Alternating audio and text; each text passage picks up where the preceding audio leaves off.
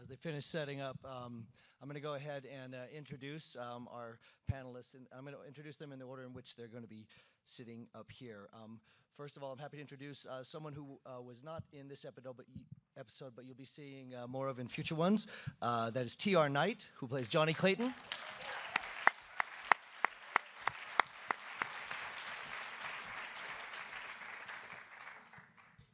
And next we have the actress who you did see in this, who's also in a terrific film here called Indignation. You should definitely check out.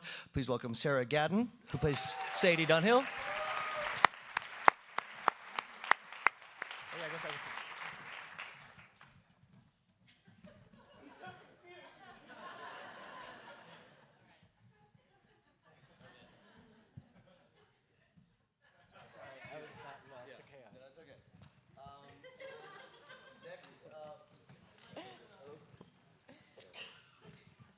Hello, there we go. And smooth show so far. Here we go. And next, a man who really needs no introduction, but I will say that he was actually produced a film, a terrific film we showed here a couple years ago called Infinitely Polar Bear. And that's, of course, J.J. Abrams.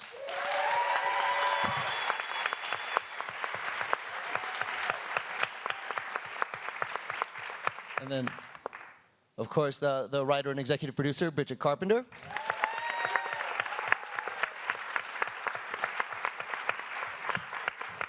And the actor who you saw just a little bit of in this episode, but going to be seeing much more of in future ones, Daniel Weber, who plays Lee Harvey Oswald.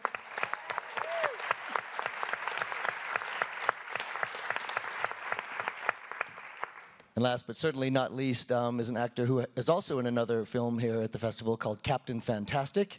It's had a great run so far. Please welcome George McKay.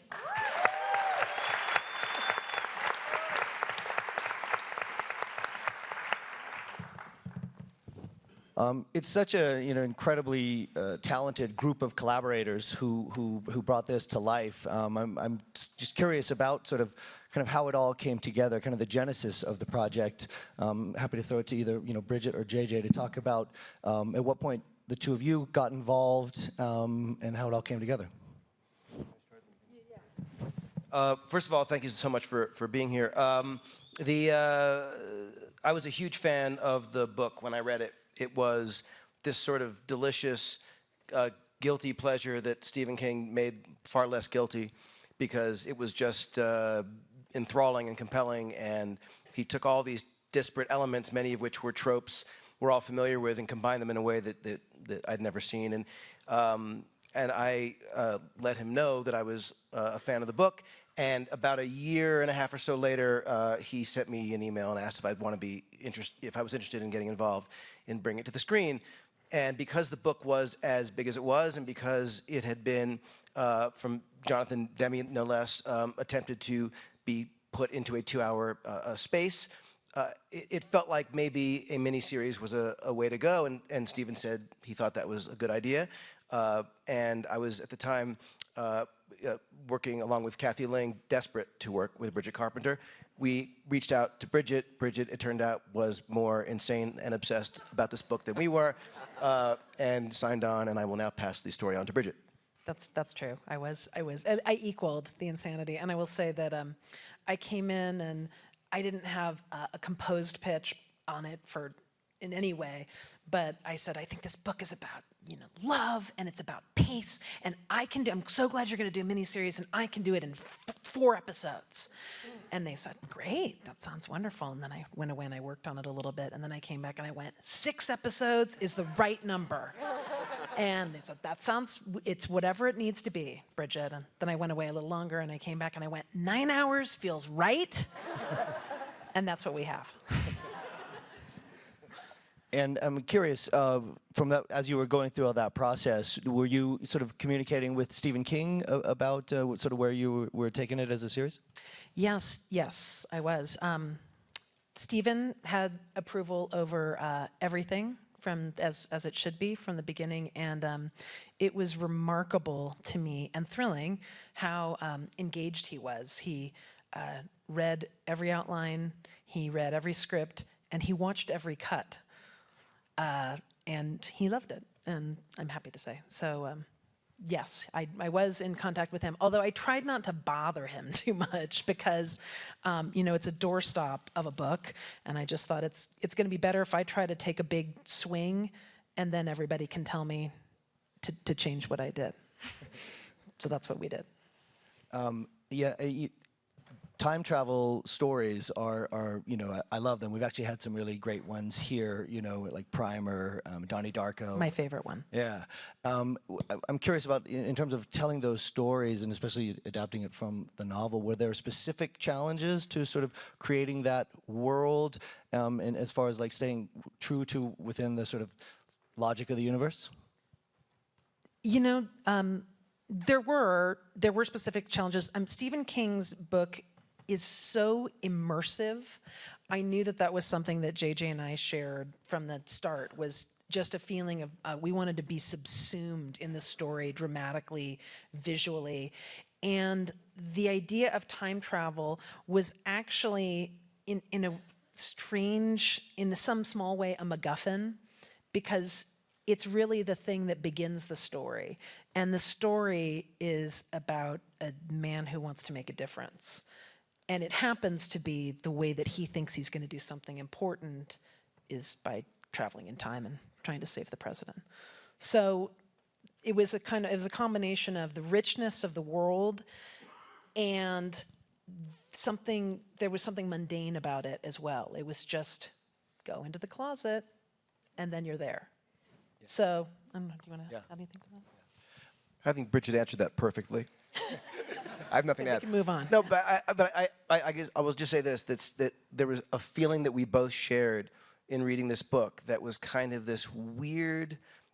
I mean, anyone who's read it who has had the reaction we have, it's this crazy feeling of actually going back, and it's these weird little nuances and details and these moments that are actually not even specifically tied to plot, that just it really felt like it was sort of washing over you. And even though we've all seen so many, as you mentioned, stories of time travel, there was something about this story that that felt special, and it was just an exciting thing to get to be part of bringing to the screen. Yeah, I mean, it's a really actually exciting time, I think, for the opportunities of storytellers to work in this sort of long-form storytelling like this, and that's kind of partly why we've created this special events section at the festival.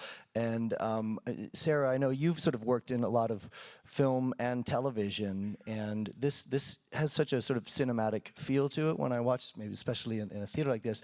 I'm curious how the experience was for you working on this in terms of your past experience. Did it feel connected to your TV work or your film work, or both? It was kind of like a hybrid of both, I think. It was a really nice opportunity to live with a character for longer than the 25 days that you usually get to make an independent film now for. So that was really lovely. It was really great to spend time with a character, and especially go on that journey with someone like James Franco, who's so wonderful in the show. And I remember I was actually shooting a film, and so I came in to shoot the series late.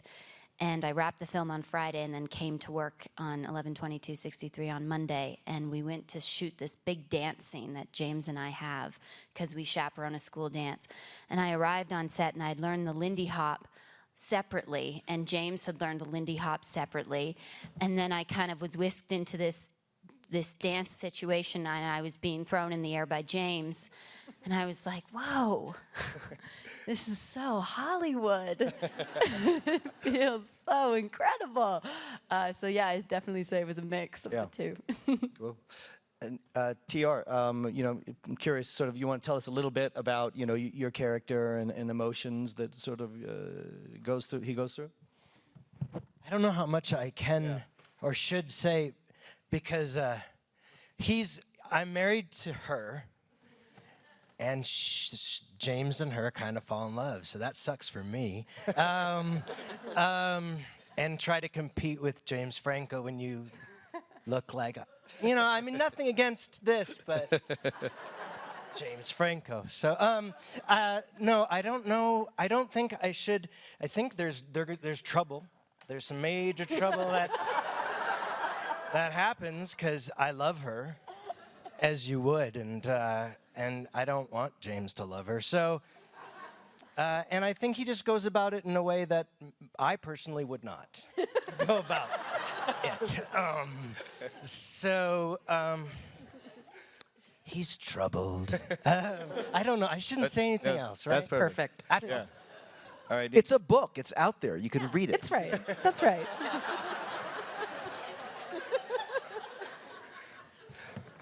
George, I'll kind of give you the sort of same hard question. You know, can you tell us a little bit about, you know, your character? Well, I guess the thing with Bill, who I play, who meets James's character later on, is he's not in the book. He's something that Bridget has created. And he's not just a storytelling device, but I guess part of his role within his own arc in the story is to kind of ask the questions that the audience are asking throughout, and to sort of keep sort of making sort of both poking holes in James's narrative and sort of stopping them at the same time. But he's got a wonderful journey himself, which I think it's best just to sort of see how it plays out. But he was a really wonderful character to play. And Daniel, you play Lee Harvey Oswald, you know, who obviously, you know, is an infamous character in American history. I'm curious if you did a lot of research about him in preparation for this role, and sort of what you learned about him over the course of doing this. Oh God, I didn't actually know anything about him really.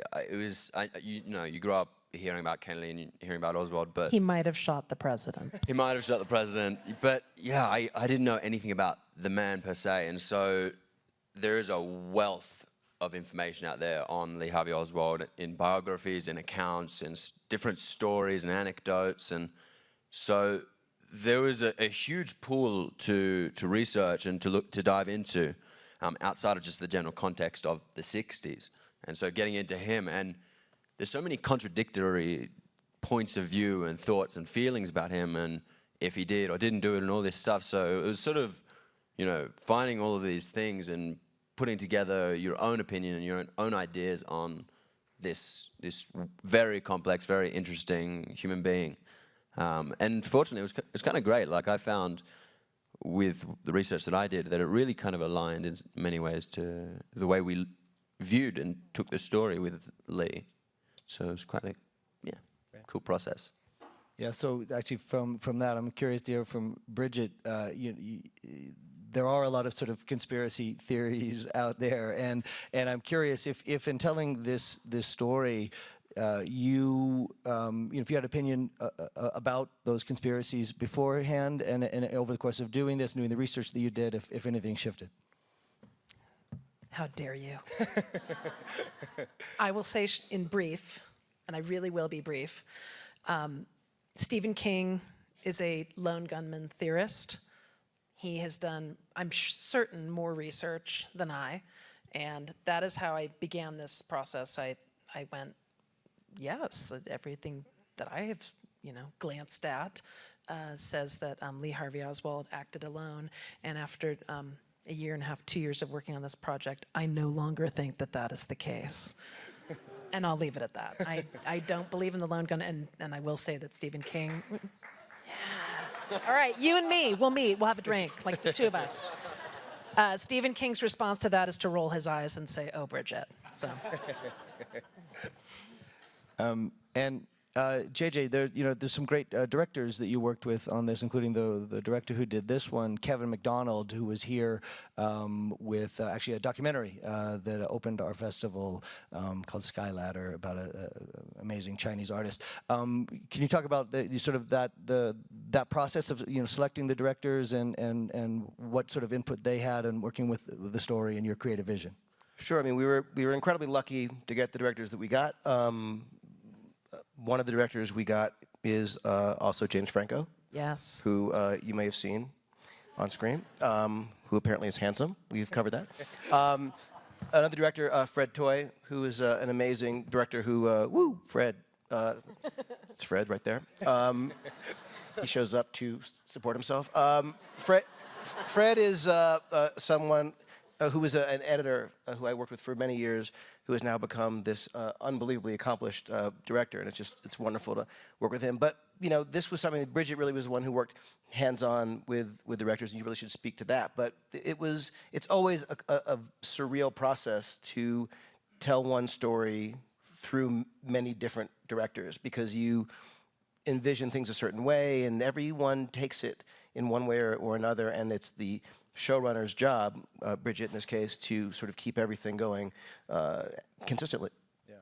I'm actually then curious to hear from the actors, who did work with multiple directors, if it was each of those were sort of really different experiences, or if there was a sort of more continuity between all of them.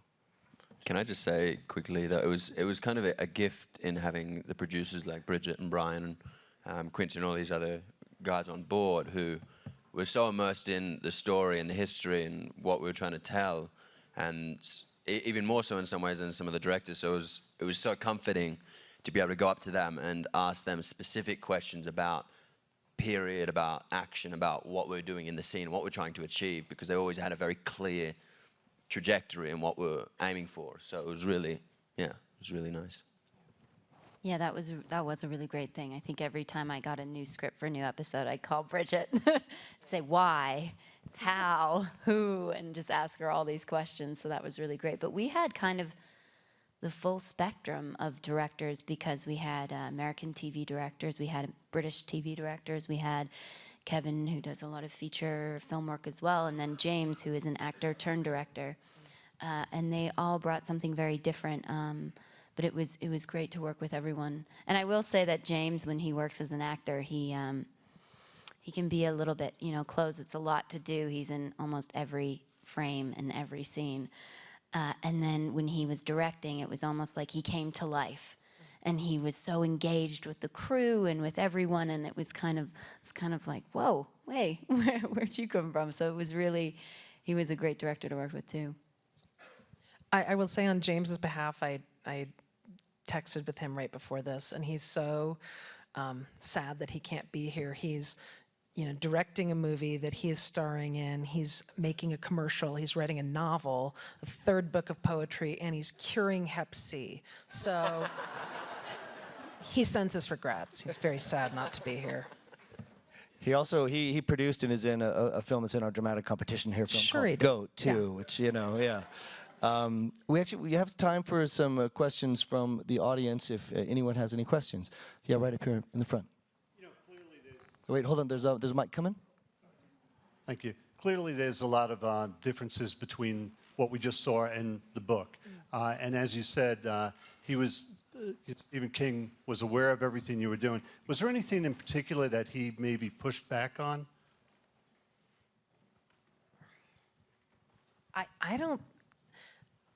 I think that there was a pitch that I made where, and I can say that this happened because it's not giving anything, where the diner, when Jake goes back through, turns into something else. And I think my pitch, I don't remember what my pitch was at one point, that it was, a lake. And he said, what would be great? Maybe it could be a Zoni's Go Mart. Where they sell the lotto tickets? Like Zoni's? And I was like, oh, okay. And that is the only thing, and we didn't end up doing either idea. And that is the only time. No, he was the ultimate sort of improv partner, and he was yes and. And he went, yes, yeah, and more of that. So I'm really stretching to think of when he said no. He's such a trusting and empowering collaborator, and he knows that the book exists and is its own excellent experience, and he was really ready to have it become a dramatic experience. Great. Next question. Yeah, right over here. Hello. Would any one of you love to live in the 1960s?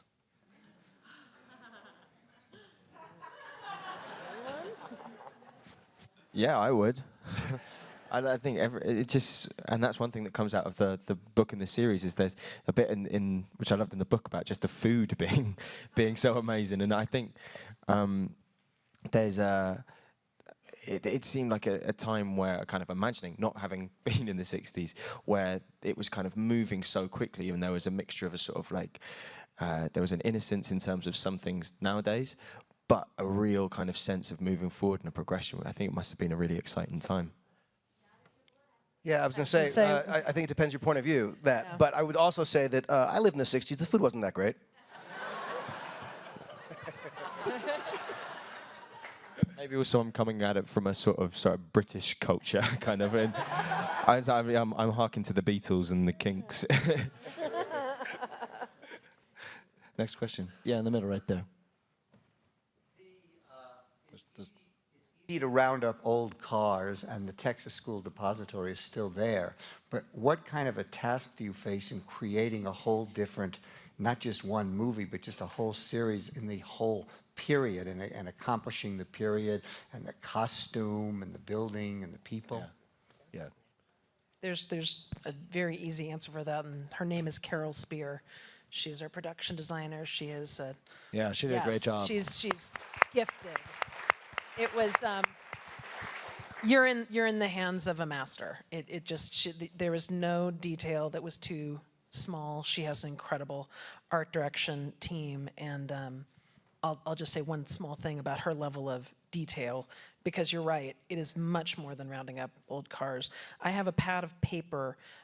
We met Frank Dunning at the end of the episode, the fellow who's picking up his kids that he's going to murder later. And that's not a spoiler. It's in the book. It's fine.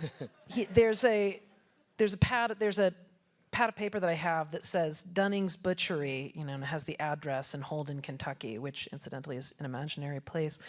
And that was never shot. It was just a pad of paper that they created in case the camera glanced by it. It's like bills of sale from the 1960s. So, I mean, it was much more than, like kind of cardboard walls and doors that open to nowhere. But that is the kind of thing that a great production designer and art direction team does, is provides just the way a great actor will come and do things and provide nuances and details that you never would have expected or thought were critical. And a lot of times those little details end up being the things that start a scene or are a good grace note in a scene. And it's priceless. And it's always frustrating when there are things like that where you go, oh, and that was never shot. Because, it's a little thing that just didn't happen to make it. But it's amazing how many do. And the audience always knows and feels them when they're not there. But a lot of times these details go unnoticed. But Carol has worked with David Cronenberg for many years. She's just unbelievably brilliant. Amazing job. Yeah, Bridget, actually, and you shot actually in Dallas on the sort of on the route that that JFK took. Can you talk a little bit about kind of emotionally what that was like being there? The cast and the crew and I, you feel it. I had not been to Dallas at all before this production, so we scouted and we went there, and Dealey Plaza is unchanged, and to me, I don't want to be hyperbolic about it, but the molecules felt different. The air felt old. It all felt very close. It's a very heavy feeling in Dallas. The sixth-floor museum at Dealey Plaza, which the Texas School Book Depository has been changed into, is an elegant museum dedicated to an extraordinary tragedy. And it's a remarkable place to be. They gave us access to stand in the place, to look at the spot. It all felt big. And I will also say, you didn't see it in this episode, but we shot in Lee Harvey Oswald's old actual apartment, and in the backyard where the famed photograph of him holding his Carcano, the real place where he lived, and we took that picture of Daniel standing on that real spot. And it was also the same. It was unchanged. And it was unchanged as if someone had forgotten it, not that someone polished it up and took good care of it and put it under glass. So there's an interesting, very American sort of shrugginess about it. And at the same time, it felt that there were ghosts. I don't know, I'll let some of the rest of the cast speak to that, because I know we all felt it. Yeah, shooting in the Oswald home, like, it was very much that. And it's one of those things you're not sure if it's just like the whole amount of research you've done, you're putting ideas, but there does seem to be ghosts and feelings and resonances there that you don't have on a studio or somewhere else. And so the shoot in Dallas was, in some ways, kind of like it was towards the end of the shoot, but it was one of the most emotional parts of the whole shoot. It's where we've finished up, and so yeah, it had a really strong impact on me. We shot the Dealey Plaza stuff, and George and Lucy Fry, who plays Marina Oswald, we all went to the museum and looked out where Lee Harvey Oswald shot at the president. And then I went and shot at the president. It was just so eerie and so bizarre. And seeing the rifles that actually killed Kennedy and all of these things, it just adds a different weight and a different, I don't know, timber to the whole thing. I think we had a question. Yeah, we'll go right there. It was interesting for exposition, the way that you would keep going back to the future when they were talking in their meeting, you know, and popping it back into the past. I'm curious if that device continues throughout, or is it really something of the pilot? That's a great question, and it does continue, and it does because of JJ, because my idea was that we see Al intermittently throughout the pilot so we could sort of piece out Jake's journey and sort of letting go of the past, and JJ, to his everlasting credit, all of the writers later were like, what would we have done if we didn't have Al to go back to? JJ said, this is a great character, and Chris Cooper is going to be great, and you have to not let him go. We have to see more of him. So yes, it does continue. You'll see lots more Chris Cooper. Oh, we had a question. You have a question all the way in the back? Yep. Even better. Okay. This is a question for JJ. In a lot of your past work and in your film work, you use a lot of detail, and it comes up later and all that good stuff. And I'm wondering how your approach changes working on a television show or a miniseries versus your, huge budget, crazy, awesome films. Okay. First of all, thank you. Your voice was amazing without the microphone, I have to say. We were all of us very impressed. Even before the microphone showed up. The difference is every project has its own sort of life, its own sort of feeling, its own requirements, and obviously working on something with the budget and scope and length of prep and production and post as Star Wars, couldn't be a more different thing than doing the pilot for Felicity. At the same time, the approach to that is oddly, weirdly the same, meaning the question you have to ask is, what does it want to be? And a lot of times, I find myself, in talking to Bridget, I know that you would do the same, I hear myself say things like, but I think it wants to be, and it's not that I'm saying I want it to be, I actually am trying to interpret what it's telling you it wants. And so I think that all the details, whether it's story or plot or sort of character moments or the kind of things that you might see that maybe come from the writer, maybe come from someone else, a production designer or an art director, the gift of working with people who make you better because either they are as good as they come or they're hungry to be that way. And all these things are usually about the collaboration. Just it's that luck of working with someone else that makes you feel like you want to do better. We all know what it's like to talk to someone who's funny, and it kind of makes you want to play ball too. And there's something about working with people who are willing, even if it's not their purview, to say, what would be cool, and it could be an actor who has an idea about the storyline that maybe isn't even involving them. It could be a makeup artist who says, what, that would be great if in that room, if there was this piece of furniture, because, it just, the collaboration is the sort of gift of it, and it really is remarkably, eerily the same on every project, as different as projects are. Thank you. Yeah, right up here in the front. Hi, I have a question. Wait, Eric, here comes the mic. I have a question for Mr. Abrams. So you needed the microphone. You're right here, but and I couldn't hear you. You were just like No, I'm kidding. You didn't need the mic. I've watched Slight this week. Then we've just watched this, and I've noticed that Bad Robot or you have a voice in all of the projects. This reminded me a lot of Lost, a lot of the cliffhangers and the music centrality. How do you? And all these commercial breaks. Exactly. How do you assemble a team and have all these projects you're going on at the same time and still maintain a voice? It all seems to be coming from the same sort of mind. And I don't want to say it's your mind, because I'm sure you'll say it's your team, but how do you get everyone on the same page?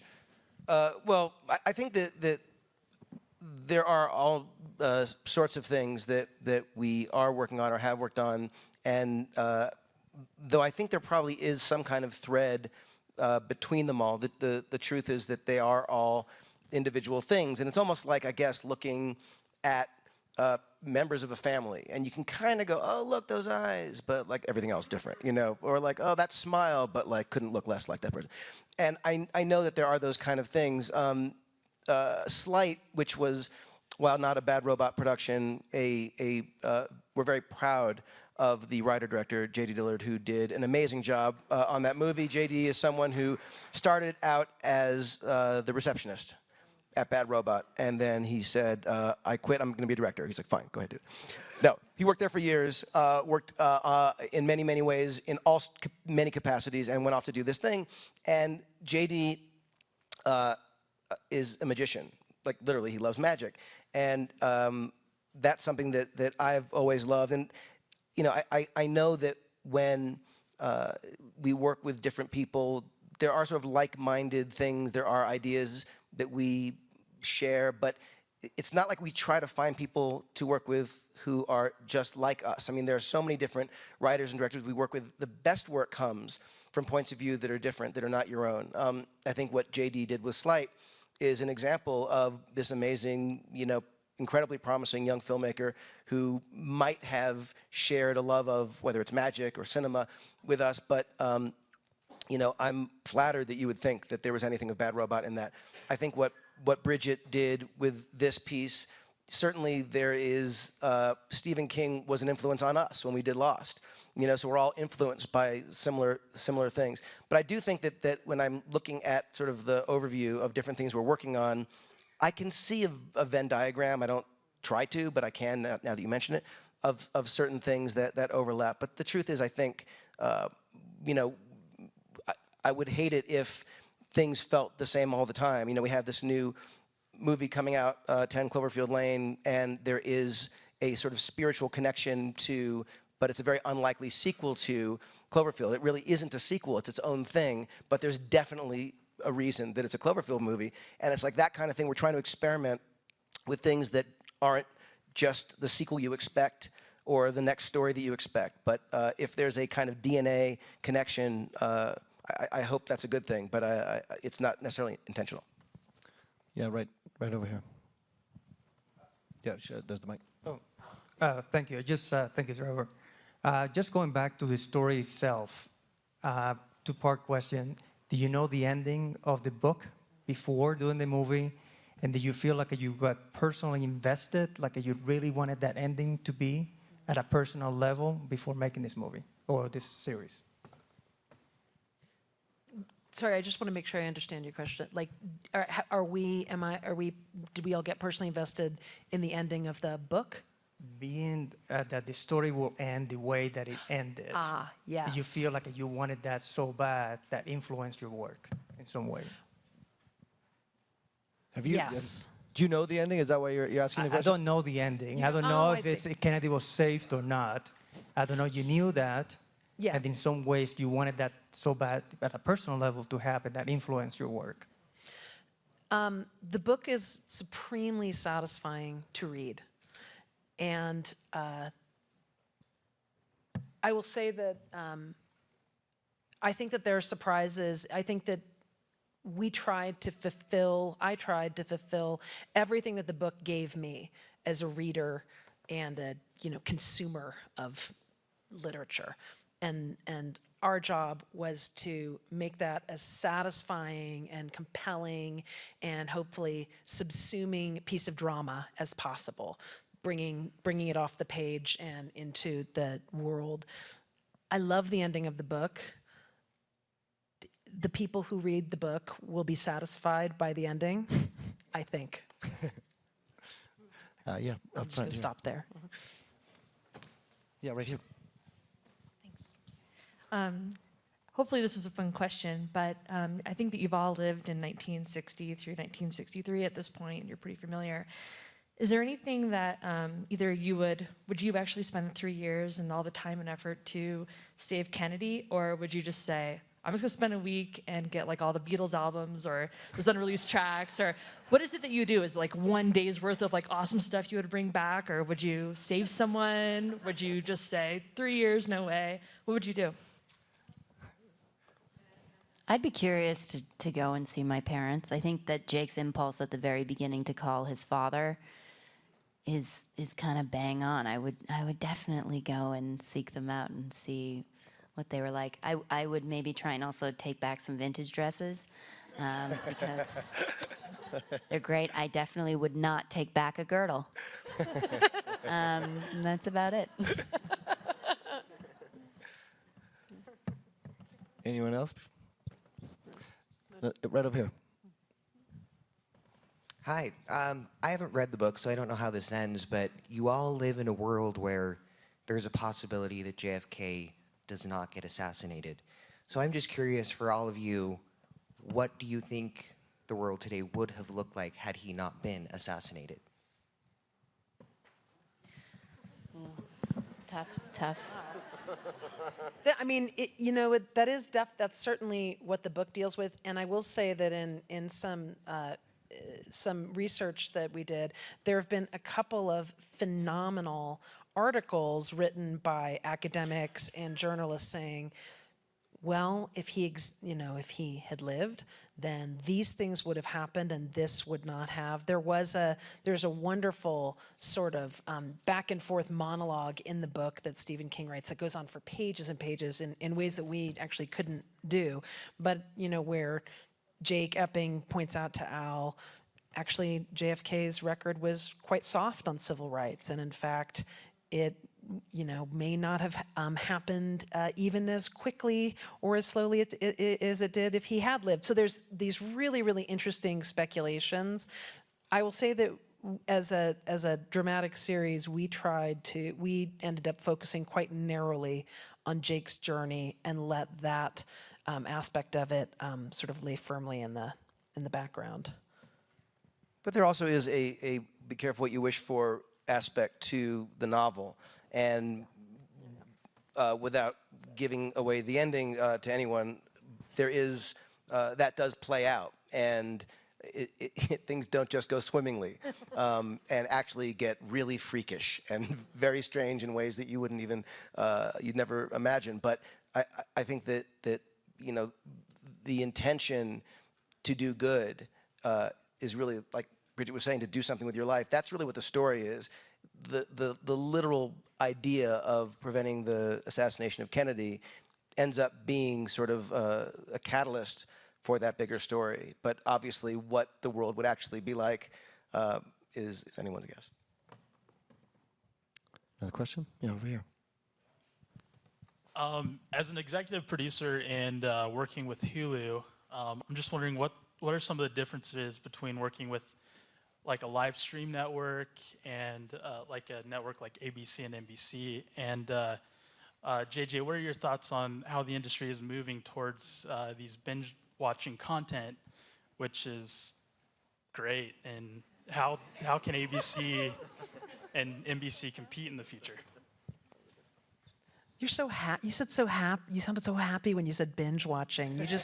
I felt like us all go there with you. I was like, oh, it's like a bowl of cereal. And well, I can speak to working with Hulu and saying that in fact, I'm excited for people to binge this, but we are going to actually release it on a week-by-week basis. I heard gasps. I know. Well, it's going to exist afterwards for those who want. They wanted to do one episode a year. We were like, no. Yeah. It was a conversation. Every week. It was a conversation. Yeah. We negotiated to weekly. And part of that, I think, is we all love I love the feeling of anticipation of, I've got to get that next chapter. And happily with Hulu, we get the best of both worlds. You want to speak to the direction the industry is going? Yeah, I mean, I think that obviously people are talking about the golden age of television. I think it's because stories that aren't necessarily sequels and reboots and comic book films, stories are being told in television that are extraordinary and probably could never get made as features, which is, I'm hoping, a cyclical thing. And obviously, festivals like Sundance get to, present and spotlight the kinds of movies that I think, in many cases, we wish were being made by the major studios. I do feel like, any opportunity for a filmmaker to tell a story and get it out there in the world is a good thing. And I think it's interesting to see just how much things are changing and have changed.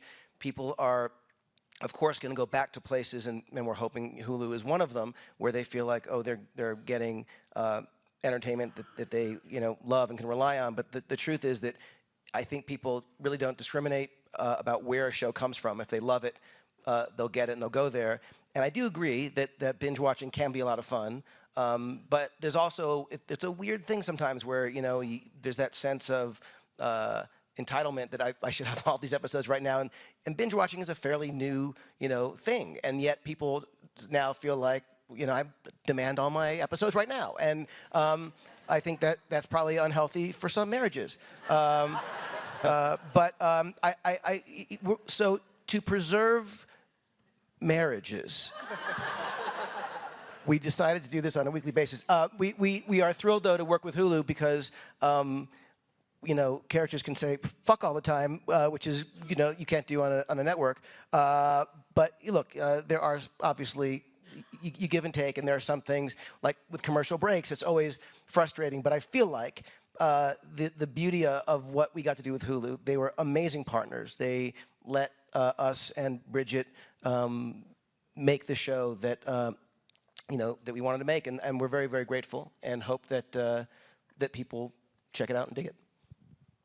Yeah, we have time for 2 more questions. We'll do the back, and then we'll come over here. Wait, can I say one thing before we go on? Sure. This is pretty cool, because we were talking about J.D. Dillard earlier.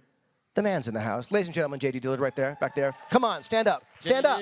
Look, he's right there. The writer-director of Slight. Come on. J.D. Dillard. Oh, my God.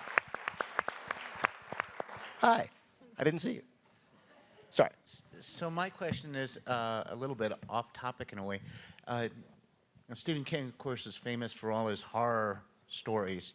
And in this movie, there were some horrifying things like the car running into the phone booth or the house blowing up in flames. But there was horrifying things like those cockroaches.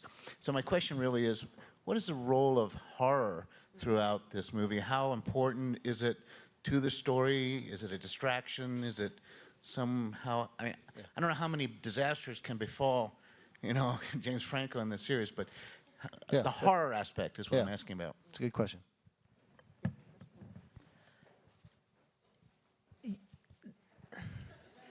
I'm the one who's scared of cockroaches.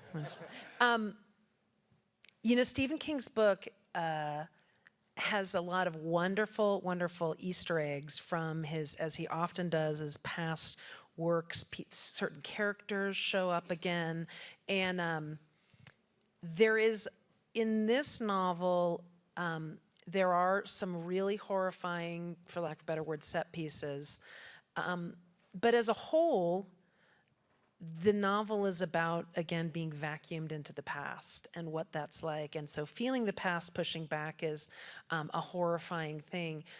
That said, as a lifelong Stephen King fan, and as were all the other writer-producers, we wanted many, many little nods and rewards to the diehard Stephen King fans and horror fans out there. So there is, in fact, something horrifying to be found in every hour of this series. And I will also say there's quite a few Easter eggs. The main titles change every episode. there's in very small, deliberate, and eerie ways. I'll give one Easter egg away because it's really hard to find. In the main street of where we shot, when Jake goes back to the past, we pass a blue ribbon laundry, and that's the laundry where Carrie's mother worked in Carrie. I will also say that pay special attention to the car that T.R. Knight's character Johnny Clayton drives. It's red, it's a Fury, it's Christine, for real. So horror plays a part. Okay, we have time for one last question. We had one right over here. I just had a question about the whole creative process in comparing it, between making a mini series versus a book. I feel like a lot of times when we versus a movie, a lot of times when we take books and turn them into movies, there's a certain amount of detail that gets lost just because it's a different medium, a different way of communicating, and also with the time constraint of a feature being much shorter. I was wondering if you felt, Bridget, in creating this, writing the miniseries and throughout the creative process, if there are any compromises that you had to make, or if you felt like, there was a lot more freedom just in terms of the length of time you had and the amount of detail you could communicate. That's a great question. The short answer is both. Because when you're making a film or a TV show or a play, there are always compromises. And you think you're going to get it all, and then your 12 hours of the day are up, and you didn't get it all. That said, as JJ pointed out, we didn't need to make this a feature. We got to draw it out and play on a really, really large canvas thanks to Hulu and their support. There are compromises that you make in editing, and there are incredible discoveries that you make. So I'm a fan. I will say I'm not a fan of compromise, but I am a fan of being kind of pushed into a corner, because that's when you make discoveries. So there was a lot of both. There was detail that we found. There were compromises that were made, and now we got our show. And please remind everyone when they will be able to, when the series starts. President's Day, February 15th. New episodes will drop every Monday. Excellent. Well, round of applause for, thank you very much. Thank you.